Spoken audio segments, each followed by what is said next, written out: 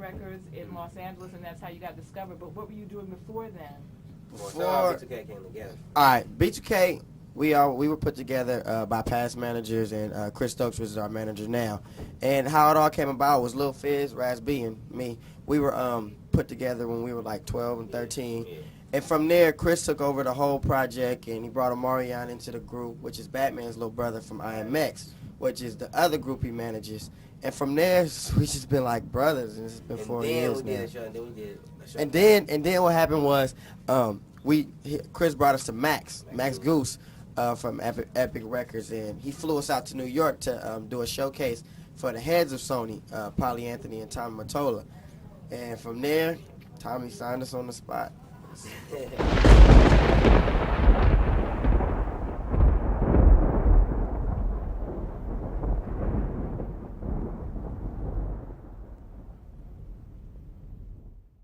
What's up, y'all? I'm back with another video. Believe it or not, this is my second time making this video because some copyright fuck YouTube.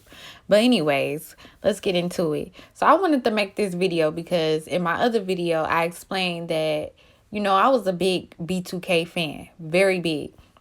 So if you've seen this clip that I played before this video started, you get J.Boog and the rest of the group, J.Boog explaining how the group came together. And he said Batman from IMX is Omarion's brother. Now, to some of y'all, this might sound simple, but that's a whole lie. That's a whole flat out lie. And I bring this up to say, why was this a marketing tool for Chris Stokes to use? I don't understand, by making them brothers. In my dumb ass, y'all, when I was younger, I convinced myself that Marcus and Omarion was really brothers. Like, I thought they even looked alike in some kind of way. I thought they had the same dad. I'm telling people this. And it's all a lie. It's all some bullshit. And I just feel like it's very weird to have that be a marketing tool. But this is not the first time this was said. Let me get into this. I'm Batman from IMX. I'm chilling on the set with B2K, my little brother, Omarion. A lot of people was wondering, you know, what's the relation with me and Omari? That's my brother. And Jarrell, J.Boog, that's my cousin. So for those that don't know, Omarion is my little brother. J.Boog is my little cousin. So they doing their thing. I just watched their solo. They just did their solo performances off the hook. Now, in the clip that I just played, you see Marcus Houston making it a point to tell people. For those of y'all out there that don't know, Omarion is my little brother and J.Boog is my cousin. Now, J.Boog is his cousin. That is true. They got the same last name and everything. But that Omarion shit, that shit is a whole flat out lie. And I just don't understand why was that a thing. Like, the whole TUG camp, the whole Chris Stokes management, the whole shit was weird. Like, if you remember back in the day when they had the How I'm Living, they had 3 different houses. And they made each of the B2K members stay with the person that they were most alike in immature IMX. So Raz B, by Chris Stokes being his uncle, he's staying with him. You got Omarion staying with Marcus, his play brother. Then you got Lil Fizz staying with Jerome from IMX. And it's just weird. Like, I don't... okay, so I want to play this other clip because they brought Janae Aiko in this whole situation. And she was lying, just blandly out lying, making up whole stories about people being her cousin. Lil Fizz being her fucking cousin. Janae Aiko is black and Asian. They tried to make it seem like Lil Fizz was black and Asian. I even remember him saying that. I even remember seeing that in the magazine. I wish that I could pull up a Word Up magazine right now for you guys, where he says he's black and Asian. Whole time this nigga Creole. He from Louisiana. It makes sense. And it's like, what the fuck? Why would y'all lie and make up a whole thing and change this whole man nationality for some kind of marketing tool that was for nothing? Nobody asked y'all to do that. Nobody cared. So check this out.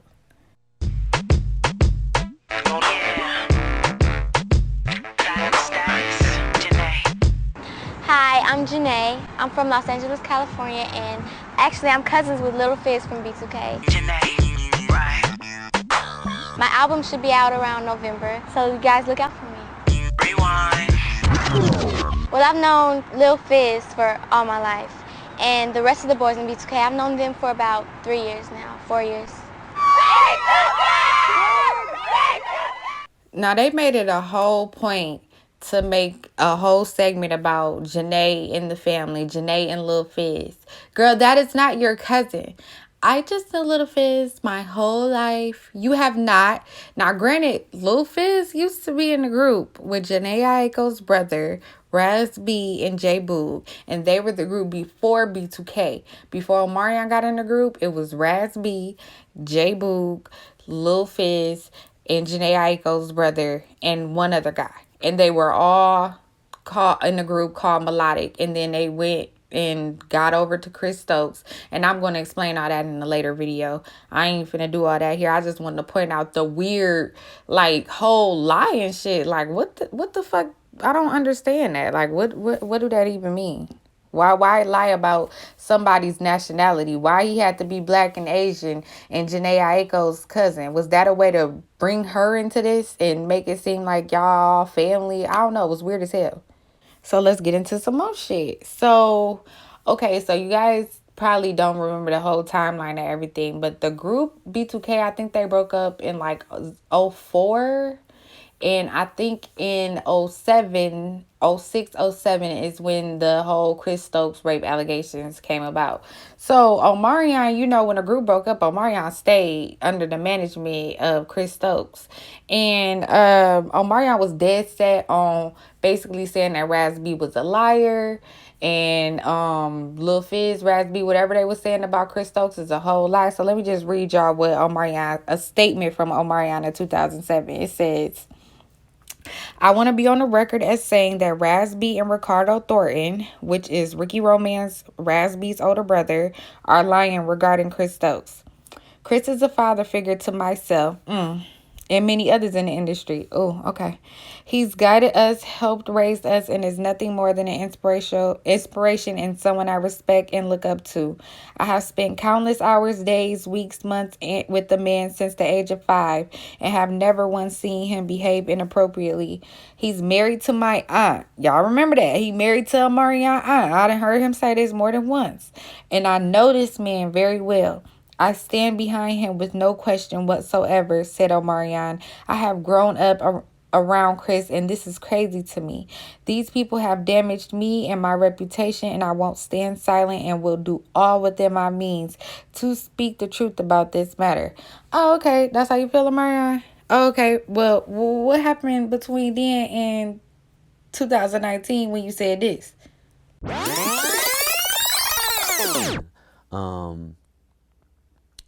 But now in my maturity and really understanding, you know, where he's at, I understand more. I understand better. So, yeah, I kind of let all that stuff go. Okay. With the Chris Stokes allegations. Yes.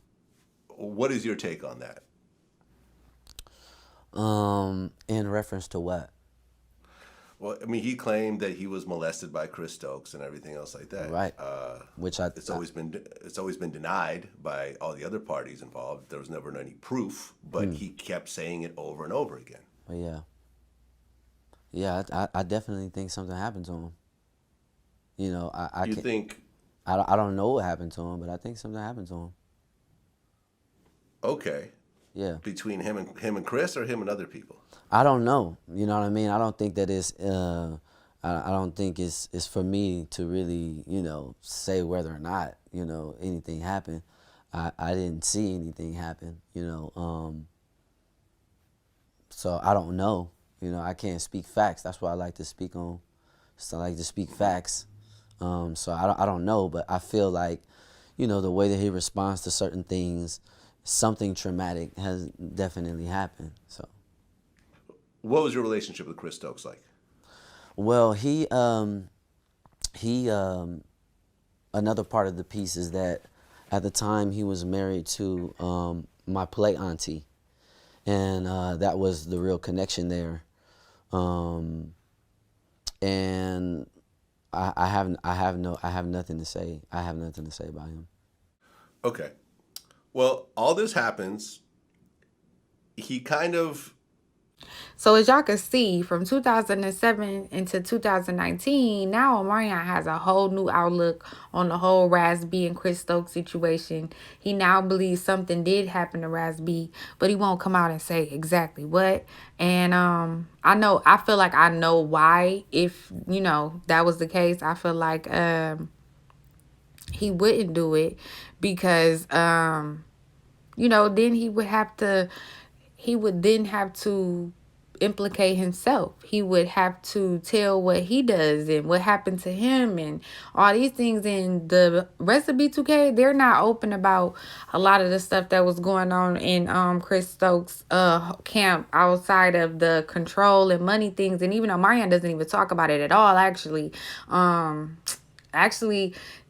J.Boog or Lil Fizz either. They used to when they first got kicked out the group, but now Raz B is the only one that's willing to speak about these things. So it's hard for people to even stand with Raz B because him and his clout chasing ass brother is the only people that's willing to come out and talk. And it's so many different people that was a part of that camp, and I know it's so much shit to be told, but nobody's willing to stand up and tell their story along with Raz B. So it's really hard, but I'm all into looking into this deeper and dissecting this whole issue because, like I said, all these little rumors and lies is weird. Chris Stokes been a liar, and when I do my next video, y'all gonna see just how far down the rabbit hole this shit go. And I just really hope that Raz B get his justice. I really hope this Chris Stokes shit come to light. Like, I really want it to come to light because it's fucked up. And I just want to say, J.Boog is a scandalous ass nigga. We'll get into that later. But if y'all was a fan of B2K like me, these things, when you found out they wasn't true, you was like, what the fuck? Like, why would they tell us these lies like that? And it just tripped me out. So if you was a fan like me and you seen this video and this was a trigger for you, brought you back to your childhood where you thought some shit was, real and it wasn't, get this video a like, give me some comments, share this video. And I appreciate you guys watching, listening, and please like and subscribe. Thank you for watching.